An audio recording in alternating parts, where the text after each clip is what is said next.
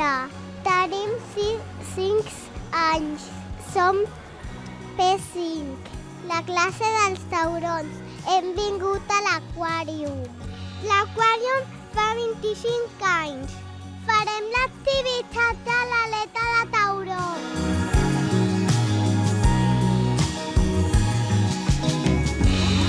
Hem anat a la platja màgica. Ens han enxanat unes fotografies de tipus de taurons.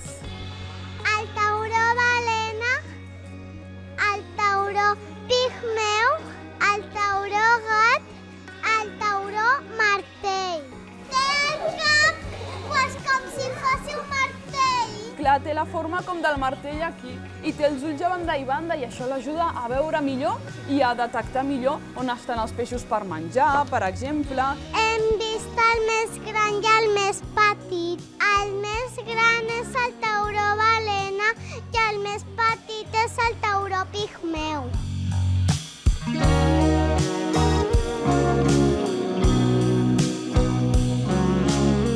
Que hem vist com són els ous. Els ous són com plàstic.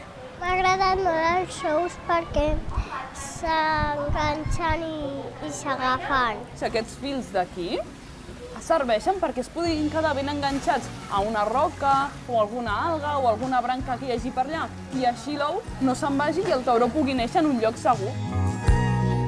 Hem vist una boca d'un tauró que es veia els dents i s'hi apretaven si punxava una mica. Sempre els taurons li cauen els dents i també li surten una nova.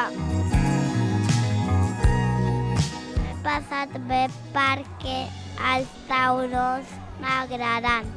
Hem tocat la pell del tauró, que sembla paper de vidre.